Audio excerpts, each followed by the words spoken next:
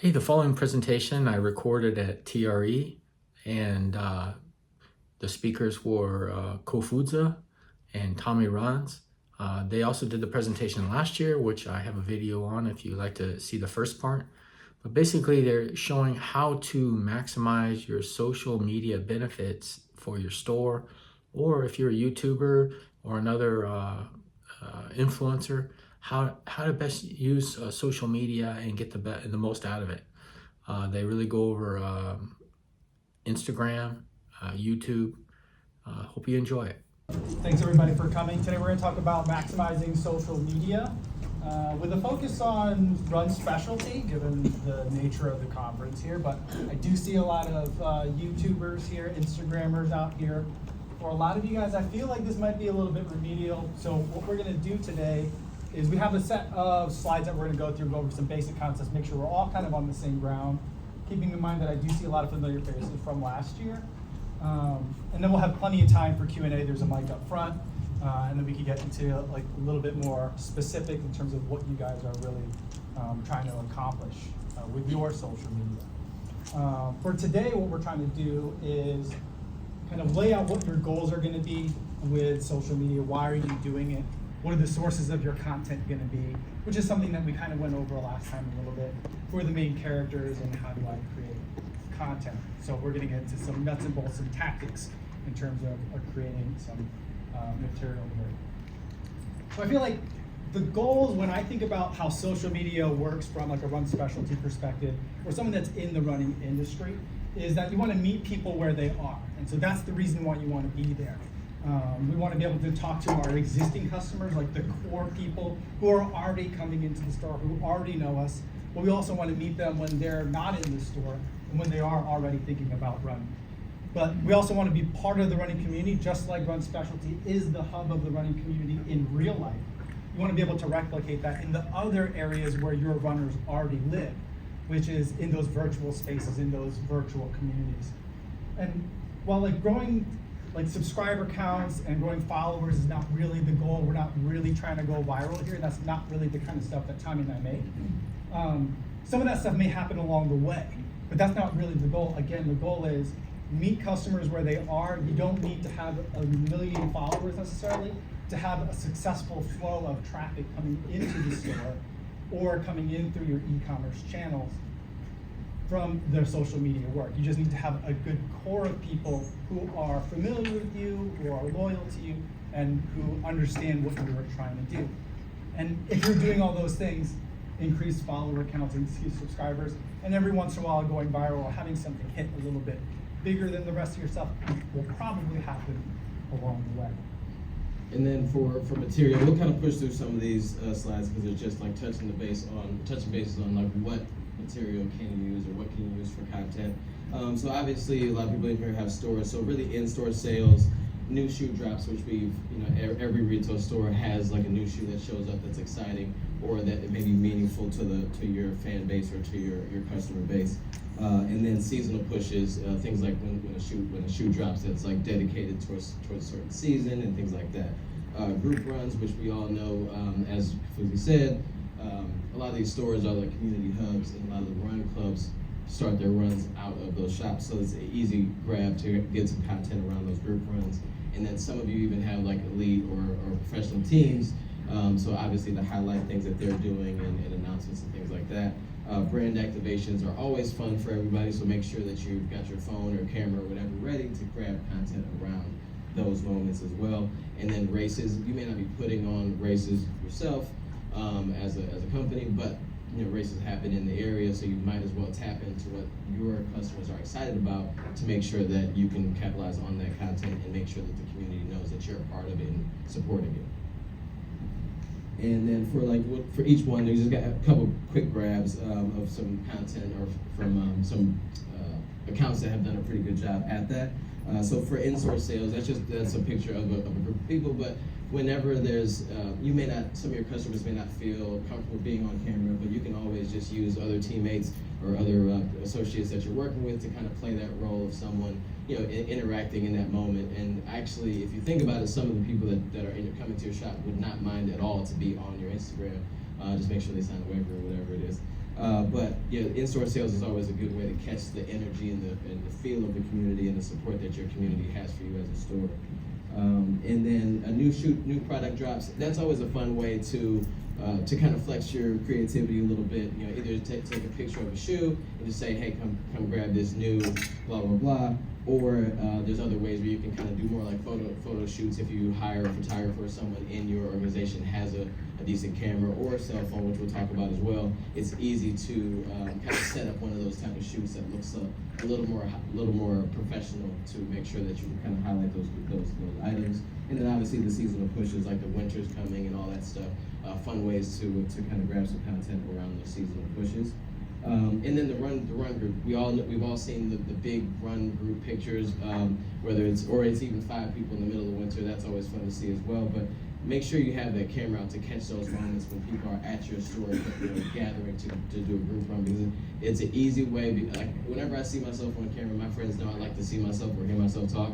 So if someone has a picture of me on there in a group run, I'm definitely going to share that. But that's what you really want, is you want people interacting with your account and sharing for you. And then also the run team, that's just an easy way. Like I just took a picture of the whole of Gazelle's, I think it's Gazelle Elite, their whole page, because it's just a page dedicated directly to that team. And it's just a good way to support the people that you support on a different level. And then brand activations, like I said, those are always fun for the store, for the people that work there, but then also the community. Any moments that you have a brand, whether it's a group run or a demo run or any brand that's coming into your shop, you should take those opportunities to share that with your community, because number one, the community likes knowing what's going on.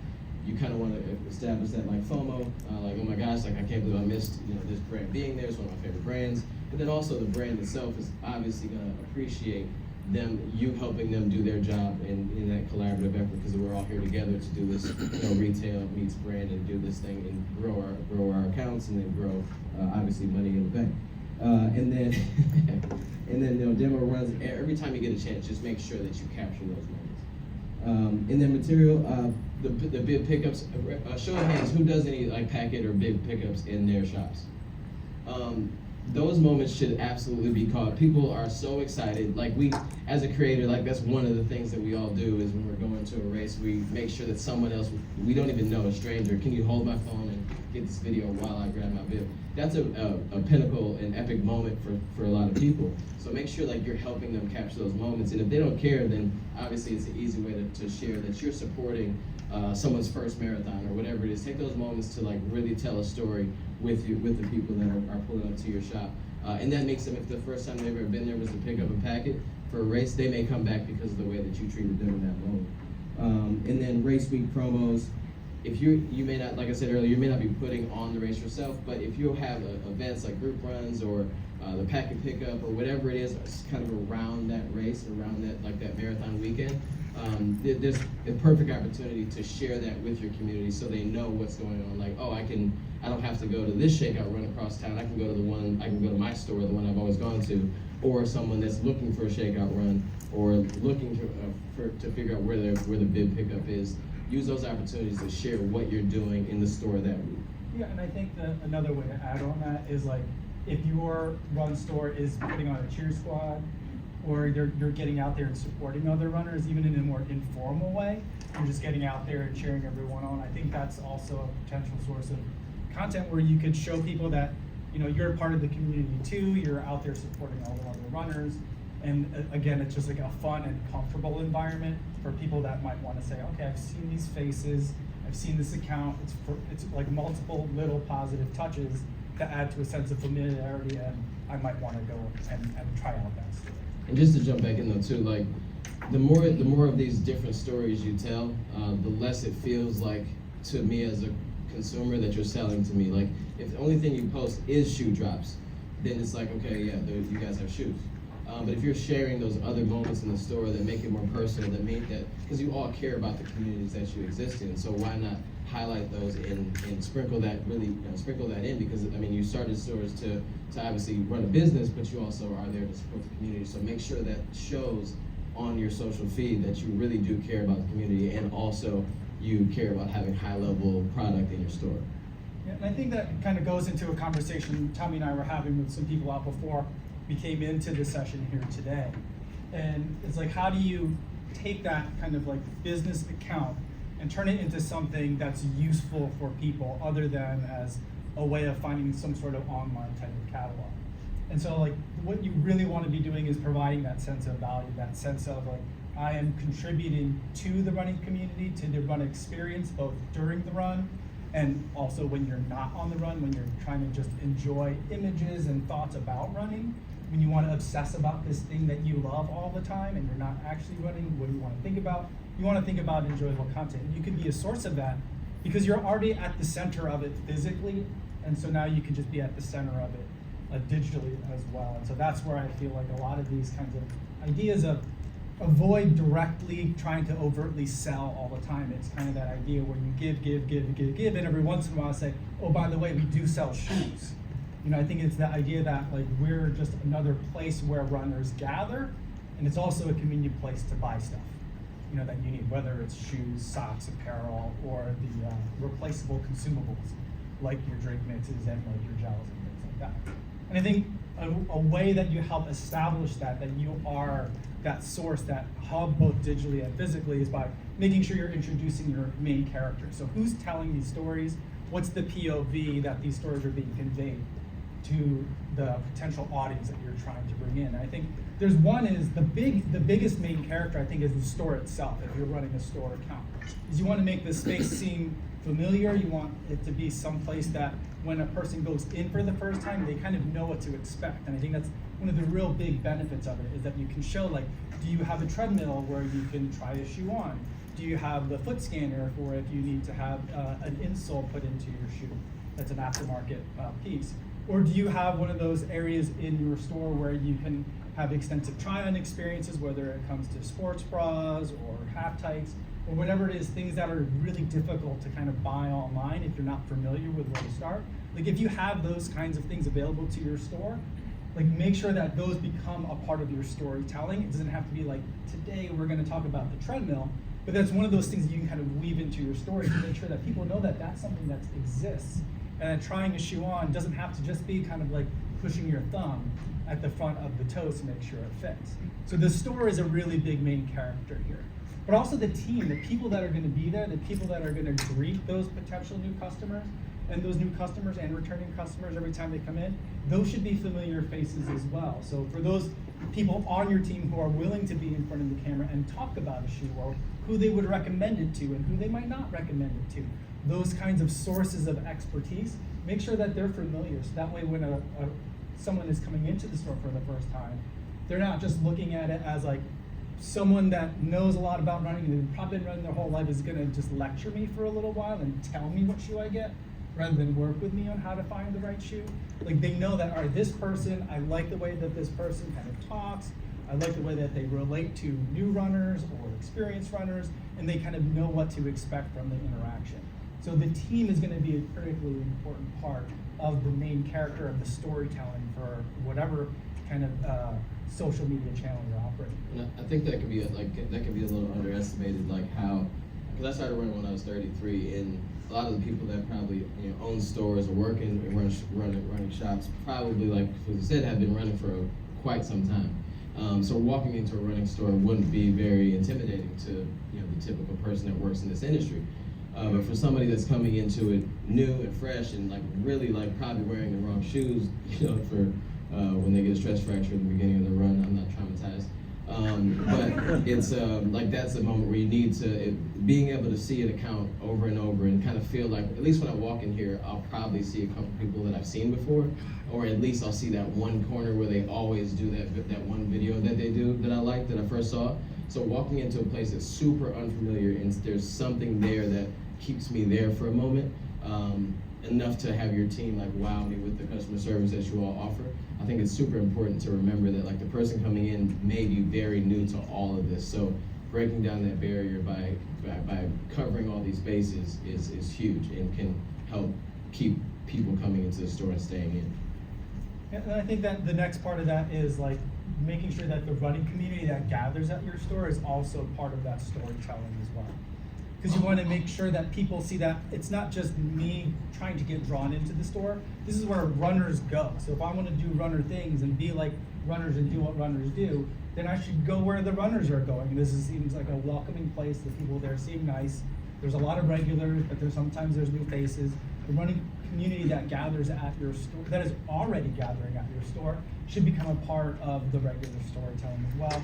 And then also, if you are bringing in or inviting either local influencers or local run club leaders, I think that's always a successful way to make sure that you're bringing in kind of overlapping circles of like pockets of runners. And so I had a chance to visit a lot of different running stores. I see some of those stores here in the audience today. I had a really great time. But it always surprised me how many times when I would do an event with a running store and someone would tell me like, oh yeah, a bunch of us are here, we're with this such and such running club. And I'm like, do you guys normally come to this store? And they're like, we've kind of heard of it, but we never came.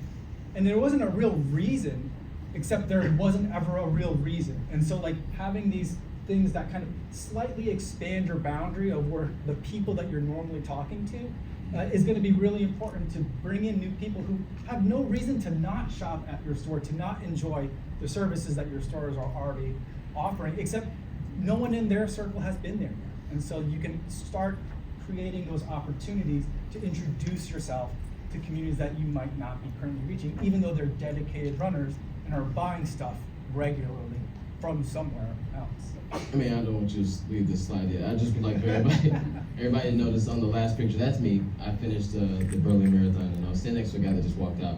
But I just want everybody to know that I ran the race, so thank you. We'll move on. And then how and what, like how to do this, like what equipment to use, and really it's don't overthink it at this point. I'm a cell phone guy, so like I use a cell phone for pretty much everything I have. And a lot of times that's like the barrier is like, oh, I don't have a fancy camera, so I can't do this, blah, blah, blah. So at this point, phones are really good. The camera phones are very good. And the one thing that will take you up to the next level, which we'll talk about as well, is a microphone.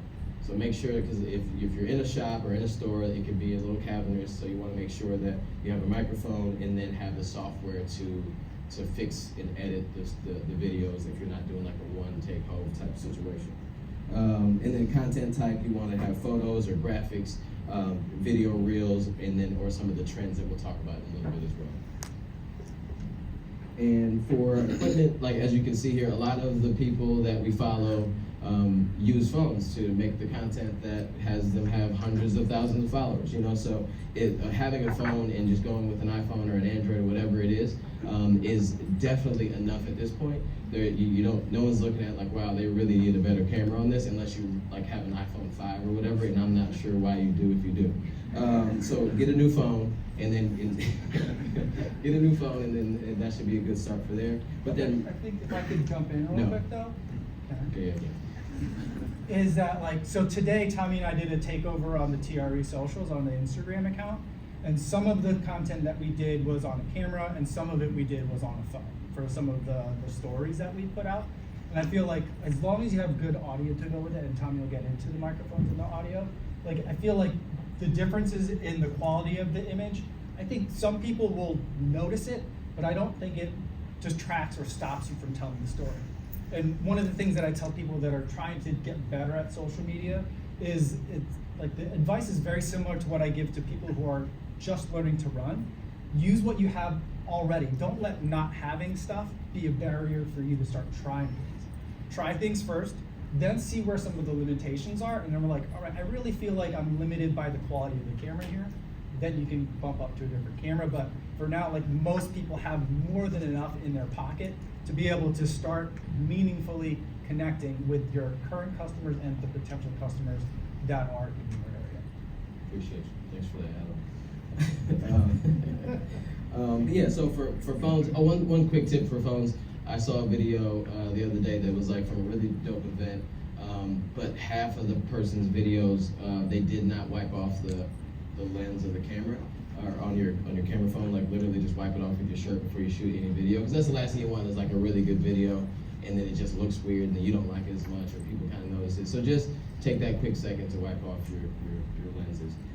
But then for microphones, there's very expensive mics that you can use for your phone that plug in, like these Rodes. I think the ones that I took a screenshot of were like $150 to $200 or something like that, and then they go up from there. But then these other ones that are like on Amazon, and you can order for like $20. So there's no reason, there's no reason to not start at you can start at the lowest level to figure out like, hey, how am I going to use this? How is this going to work?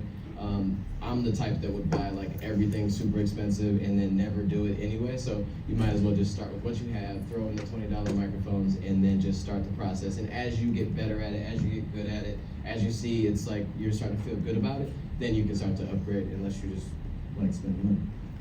And then for the software, I use CapCut for all of my videos. And then occasionally I'll do like the in-app Instagram editing software, and that's gotten better, much better over like the last year. For a long time it was like basically like you really could do nothing with it, but now they're really, Instagram's really trying to build that up a bit. So I use CapCut or Instagram, and then you also have like Final Cut Pro if you have a Mac. I have Lightroom on here, but it should be Adobe Premiere. So I use the Pro version of CapCut. I think it's like 15 or 20 bucks, like maybe like 10 bucks a month or something like that. You really can start at the free version. You're not really missing anything. I think I just wanted a couple extra fonts or something like that. But there's, like I said, just starting out, that you can download it at this moment and start using it like today. And then for the content type, take it away. Go. So like, we've gone over kind of the tools and we've gone over the potential sources. Now, like what I want to talk about is, all right, now, so how do you start filming some of the stuff? How do you start capturing some of the events that are already happening at your store? And this isn't like an exhaustive list of things that I think are kind of the most common and most successful in kind of running social media today. But these, I think, give you a good sense of kind of what's out there. We all have like an idea of the static post, the photo, where you put multiple photos from a single event into a carousel so people can kind of swipe over. And you're a lot of reading the caption and also watching and looking over what the photos are. But then you also have event recaps, talking head type photos, and then we'll talk about trends. Not exactly like dancing trends, unless that's really your personality and you want to do some dancing trends. But we'll talk about how you can capitalize on trends as it pertains to running and how you can use it as part of a running store social media account. For the event recap, what I want to do is show you guys an example that Tommy put together. It'll be really useful for those of you who want to try and participate in the Reels contest or the social media contest that TRE is putting on. So if you make a reel about like encapsulating your experience here at the event, I think the hashtag is MyTRE24, and submit it by December 1st. Then TRE will evaluate it and pick winners to have a free admission to TRE 2025. So that's something you can do, but this is an example of how you could take a larger event, something that might take place over a day, an entire day, or a series of days, and kind of consolidate it. What I'll do is I'll show it to you guys, and then I'll have Tommy kind of break it down and how we put it together to give you a little bit of just setup for it. It's, I think, the day before the New York Marathon, so this is a recent reel that Tommy put up. And it's, I think, about 90 seconds, so we'll have you guys watch this one. It's much more fun watching it on your phone when you're at home by yourself. This is super awkward, I'm sorry again. So Tommy, break that down for us in terms of like how many events you went to in the day, kind of what your thoughts were in terms of gathering all this together, and also putting it together. Well, so like first I'll say that I was really inspired by like how you do your much more long form videos, and like how to bring people that follow me along with some of these journeys with me. So what I'll do is, like, I think that day we went out like maybe 4 or 5 different events on I think it was a Friday, which you shouldn't do 2 days before a marathon. But if you got to go to a lot of events, you might as well catch some of the content. And my thought, like going into any of these events or something like this, is sometimes we see moments that about to happen or happening that you just like, this would be fun to share. So I'll just pull my phone out and do that. And that's when I started doing like the greetings of like a lot of the friends that I'll see out there in the world, because I think people want to see and feel like community even if, they don't want to just see like everything be about me, I don't think. So a lot of times, like, I like to include other people that I see and say what up to throughout the process and some of the highlights of each event, and I'll just catch little quick moments and then just go back and put them all together. Probably try your best to not just shoot everything that you see, because then they'll have like 80 minutes that you need to narrow down to like 1 minute and 30 seconds, because Instagram's Reels with music is at least a limit of 90 seconds. So just try your best, and what I try to do is just grab moments and things that I think would be nice to share and fun to share. And I try my best to make it feel like we're going along the day together. Sometimes you'll see videos, or I've seen videos that are kind of, it doesn't really feel connected. So you just want to catch some of that B-roll in between, like you saw like the train, and it just lets people kind of follow through. So if there was like an event in a store, if I was walking into the store, I'd open your door and get a video of that. And then I'd get a video of like saying hello to the staff. And then I get you start catching these moments as they happen, put them together in chronological order, and pick a song or a theme or something that kind of goes with you. And lately I've been doing things without songs, because ASMR kind of like is a thing now. So it's like people actually kind of want to hear what's going on, especially if you're able to catch good audio quality.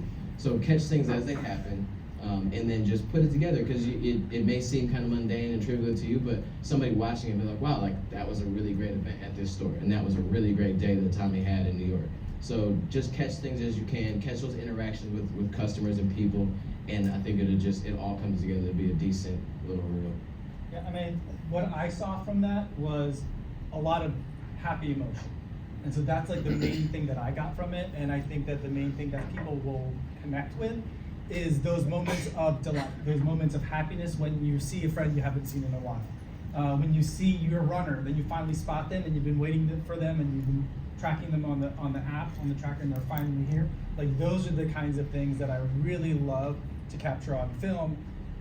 Because I feel like that's what people can all relate to when we're watching that kind of content. And the other thing is, like, when I'm with Tommy at events, he's not sitting there with his, hands on his camera or his phone the whole time. You're grabbing little snippets of it, but you still also want to like live and enjoy the experience. And I think that by doing that, that also translates through to the content that you're capturing as well. Because if you're enjoying yourself at these events, that also comes through in terms of what you're capturing. And sometimes it feels a little silly, like I'll see somebody that I know and I won't have my camera ready, and I'll just turn around and walk away, and then I'll just come back.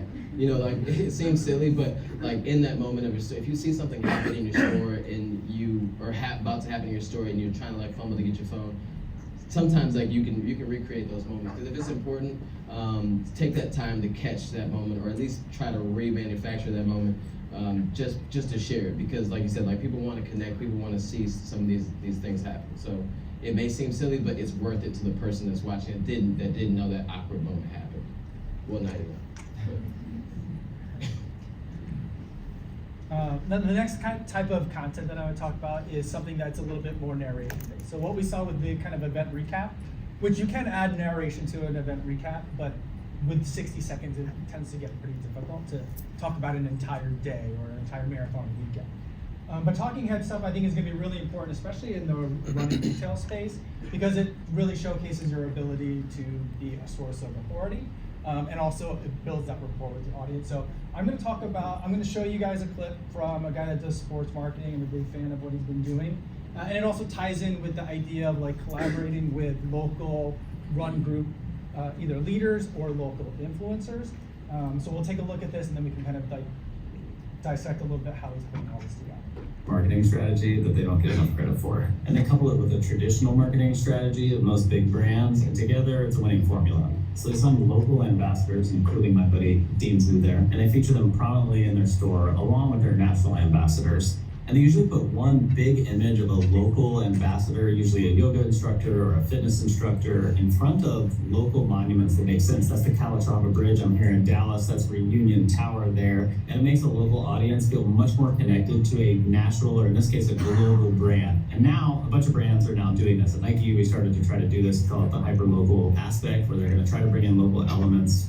And it makes a large brand feel much smaller. It's a genius strategy, and more brands should be doing things like this. So I feel like something like that, he's on location, he's at the store, he basically just turned his camera on to record, flipped it around so he's using the nicer cameras on the back side of the camera, and he's talking about a concept that really stuck out to him. And I feel like that's something that you guys can do with like new shoes that are coming out. If you guys want to talk about like, here are some running hydration vests that we have in the store. If you're trying to explain like, when do you want something, when should you be using something, if you're trying to convey information to an audience and be a source of valuable information, I feel like these kinds of talking head videos, which can be about 45 to 60 seconds, and a concept that you could explain in that amount of time, I think ends up being really helpful. Now, I think by becoming a regular source of valuable information, you're building rapport and you're establishing yourself as an authority. And then it's also establishing the place where you're doing those videos from, if you're doing it from the store, as a place that you can come to as a runner with questions and get knowledge and also some useful tips and advice on other products that might help your running. But you can also do this off location as well, and I think that there's another kind of thing, and I won't play the whole thing, that I'm seeing a lot of that I think can be also really useful and can be used if you wanted to say, do something like an event recap, and then also wanted to add additional conversation to it. So you can take kind of the same piece of content and leverage it multiple times, depending on how you want to talk about it. And so we'll start playing it for a little bit, just so you get an idea of what's happening in this, and then I'll show you how that can happen. It's a little bit more of an advanced technique. This is one of my least favorite types of sports marketing. I spent years in brand marketing and ideas where I worked with a lot of So it's the athletes same guy, and Jordan football marketing Rogers. for several years, major challenges. And what he's done is he's taken another piece of content and using it as the background, and then he's putting himself in kind of green screen mode to be able to make commentary about what's going on. And he's kind of using it in a critical way. But you can use this in a really more positive way too. So let's say like you have a really great reel that you made last year at the big race that happens in your city. You could say like, guys, one of our favorite weekends of the year is coming. The marathon is coming into town. You know, we can't wait to see you guys at mile 13. We're gonna be on Runner's Right. If you're coming by, make sure to look for us. We can't wait to cheer for you guys. And then you can have the footage from last year's video up in the background. Or you could do that talking about a series of static photos. It's just another way where you could take your content or even other content that you're finding and you want to kind of elaborate on and build on the discussion. It can help if that other content that you're commenting on is things that you think that your audience would have seen or be familiar with. So you could say, look, I'm watching what you guys are watching too. I'm part of the community that you guys are a community of. And I have things that I want to say and add to this conversation. So that's why I think it's really useful. And the way that you would do that is you would go into your reels, start a reel, and then you swipe on the bottom until you get to that. There's a little icon that has the checker boxes on the bottom. And that's called the green screen. The default is it puts you in front of like this like country scene for whatever reason. You just hit the change background button, and then you could pick from your camera roll what you want to talk in front of. And then the software, this is all within Instagram. I feel like TikTok has a very similar function as well, where it takes out whatever background you have. So like I was in my kitchen when I was doing this, but it already automatically for me took away all my background. So I was able to just kind of like, in 5 seconds, take something else, sit in front of my camera, and then you hold down the record button and you talk. And as you talk, the video plays. Now if you want to say like kind of 1 second at a time, or maybe you messed up, you just let go of the record button, the playback stops. You can either reshoot that portion or go on to your next thought as you're building onto this video that you're making. So it makes it pretty easy, play around with it a little bit. That's something that you can do. It's a little bit more advanced, but I'm seeing it really frequently across a lot of different industries, and not just people doing sports marketing, but I see it a lot of times in like science communication, those kinds of explainer videos, where people are trying to explain difficult concepts or what's going on in the news and why that might be relevant to the scientific community, that kind of thing. That's where I feel like these kinds of things can be pretty useful. So that's a little bit more of an advanced technique, but it's just an update on the same topic of talking head. Being that familiar face in front of the camera, whether it's you, whether it's someone in your store that's usually on the account, being able to connect with people and be that another familiar, positive touch point. Yeah, and just to add really quickly, it's like some of those like pack and pick up moments, or something like you have an event that's coming up that you posted about like 14 days ago. Instead of just like posting the same thing again, or making another thing about the same thing again. You can literally just use that old post about like make sure that comes to the group run tomorrow. Like you can just to do everything that he just said and talk over that and add more like more layers to it instead of just reposting the same thing that gets kind of stale and people just kind of scroll past anyway. So what we're gonna try to, I got two more things that I wanna talk about. We'll try to go through it really quickly. That way we can get any questions that you guys have. Now, I do think that there's a space for trends in social media, even for like a running account. And I'm not necessarily talking about everyone doing the same kind of whatever the popular dance is. And I think that the way that they tend to work best is when you're taking other existing kind of trends and applying them to the running world, or if there's a very natural running component. Like one that's popular right now is like the kind of thing where two people take turns on the phone and they say like suspect is, you know. Who's seen that? Raise your hand. Who's seen the suspect? Yeah, everyone's seen it. So I'll play it a little bit so you get an idea of. 600 pounds but scared to tell the waitress you ordered fries instead of tongs. Suspect appears to be running for the very first time.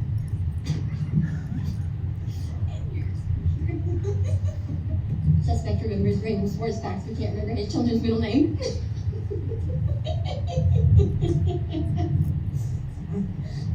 was one time, we were in the hospital, and I was stressed. So I feel like there's fun things like that you could certainly do in the store and I think the main characters for that would very naturally be some of the people that maybe are most frequently like fitting people for shoes. So like the people that you want your customer base to be really familiar with. I feel like it's a nice way to show a sense of humor, to be a little bit self-deprecating, but also to show that you are, again, part of the both physical running world community and like the digital running community as well, that you're talking the same language. We want to show that we're all part of the same culture and that we connect and we understand what's going on.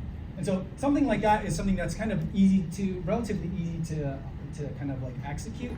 And so you take the format and you just kind of repeat it yourself. So in this case, you would take two runners and they would just kind of like hand the phone back to each other and kind of roast each other as you're going back and forth, keeping it, not too mean.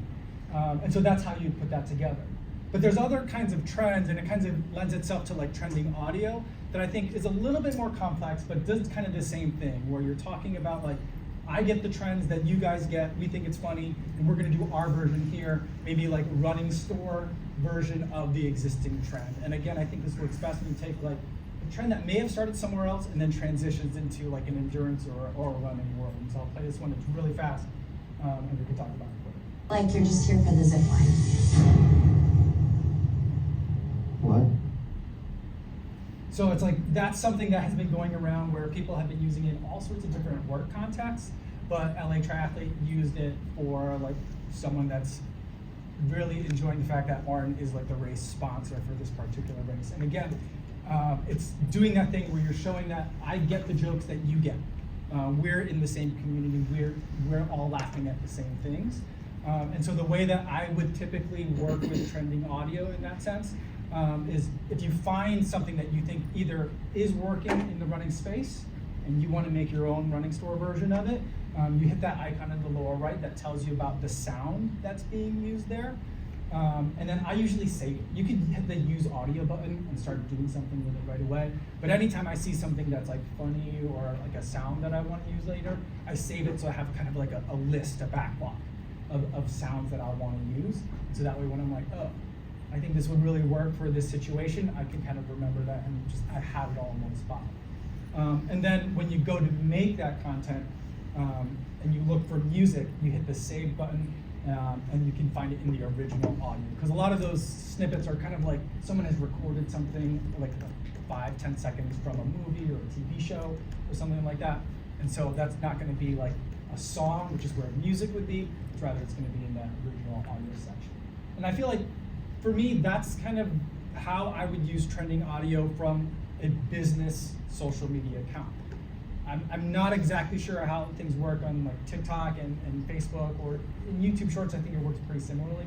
But for Instagram, for a lot of the business accounts, your access to music and trending audio is going to be very different than what Tommy or I would be able to use as like just individuals or personalities.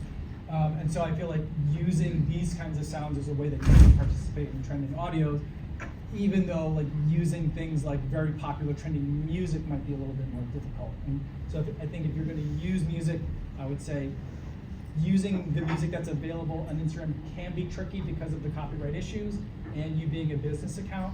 And I would recommend if you want to use music, then use like a music service. I do that for my YouTube videos. I use Epidemic Sound. That's one that has worked well for me. And that lets me put stuff on YouTube and Instagram under my same account, and I don't have to worry about copyright strikes or any of those kinds of legal issues.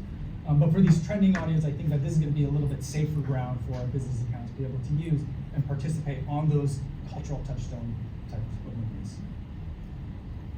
And that's it for our prepared remarks. So like we tried to kind of race through all the stuff that we would show you on slides. So that way I know a lot of you guys might have very specific questions